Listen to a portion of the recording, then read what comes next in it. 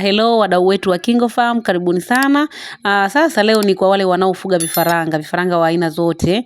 Hapa nitakupa dalili ambazo vifaranga wako wakizionyesha asubuhi, unatakiwa kuchukua tahadhari, unatakiwa kuwapa muda uangalie vizuri na jinsi ambavyo unaweza ukabaini changamoto za vifaranga huu muda wa asubuhi au pale jioni ambapo panakuwa pana baridi, ila sana sana ni asubuhi ndio utaweza kubaini hizi dalili. Lakini pia nitakuelekeza unatakiwa ufanye kitu gani utakapoona hizi dalili. Kuna dalili 3 ambazo zinaweza zikakushtua.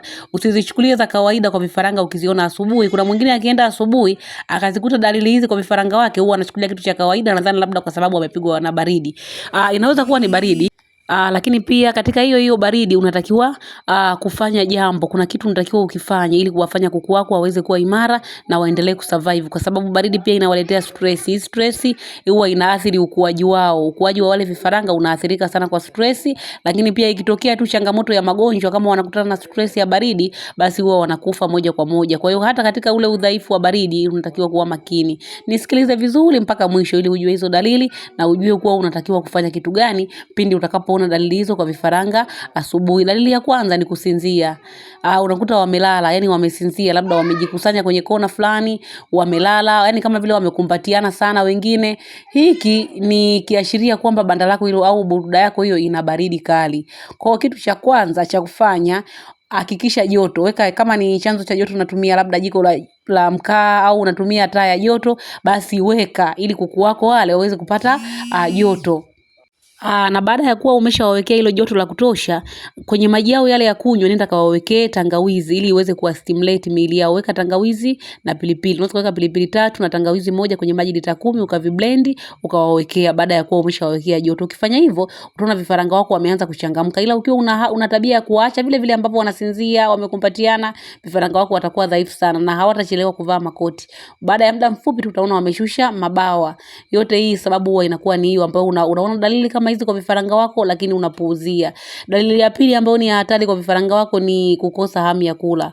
Unakuta asubuhi umeweka maji, chakula, lakini hawali wala hawanywi maji. Kitu cha kwanza nenda kaangalia yale maji. Kama upo eneo lenye baridi kali sana, yale maji yale huenda hawanywi kwa sababu ya baridi. Kwa hiyo nenda kayapashe yale maji, unaweza kayapasha kwenye moto kidogo yakawa ya uvuguvugu. Sio yachemke sana, hapana. Yanakuwa na ule uvuguvugu ili waweze kuyasogelea pale, wanywe yale maji. Kwa hiyo lazima uyapashe kidogo yawe na uvuguvugu. Lakini baada ya kufanya hivyo pia kwenye kile chumba nenda kawawekee na joto. Lakini hayo maji ambayo yana uvuguvugu hayo blend na tangawizi. Weka tangawizi, kitunguu saumu na pilipili na limau. Tangawizi, kitunguu saumu, pilipili, viblend hivyo viweke kwenye yale maji ya kunywa. Utaona wameanza wanayachangamkia, wanakunywa, na baada ya kunywa tu yale maji utaona wameanza wanachangamka, yani wanacheza, wanafuraha. Unaona kabisa vifaranga wako wametoka ile sehemu ambayo walikuwa labda wamejikusanya, walikuwa hawali kile chakula. Utaona wanakinywa yale maji, wanaenda wanakula na kile chakula. Kwa hiyo utaona unaendelea vizuri kabisa. Na dalili ya 3 ya hatari kwa vifaranga wako ni ile ya kupiga chafya asubuhi. Wanakuwa kama vile wanafungua midomo yao, ni kama ambao wanapiga miayo, lakini pia wengine utakuta kama vile wanapiga chafya. Hizi dalili ni ishara ya kuwa kuku wako huenda wakawa wamepigwa na baridi mpaka wameathirika kwenye ule mfumo wao wa hewa. Na kama utaiachilia hii hali, basi atakuwa ni mafua sugu. Hii hapa ni ishara ya kuwa kuku wako wanaweza kupata mafua kwa sababu wamepigwa na baridi kali.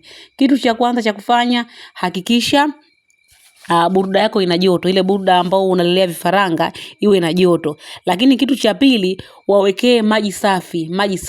Na haya maji yawe kidogo yanakaa uvuguvugu kama kuna baridi kali. Kwenye hayo maji weka mchanganyo wa limau, tangawizi na kitunguu saumu.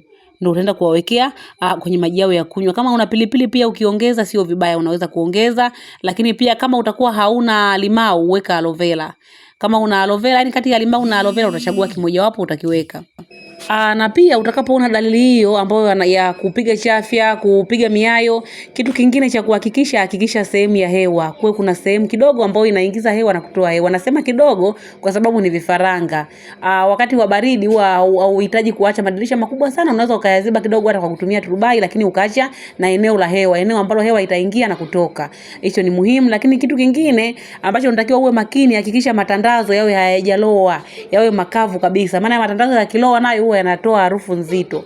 Kwa hiyo hakikisha matandazo yale ni makavu, hayajaloa, na pia maji yawe masafi, buruda iwe ina joto, ndio uende ukawape hiyo huo mchanganyo ambao nimekuambia kwa ajili ya kuwatibu kama kuna dalili ambazo wanataka kuzipata, dalili za mafua, ili uende ukapambane na hizo dalili zote ziweze kuondoka, kuku wako au vifaranga wako waweze kuendelea vizuri kabisa.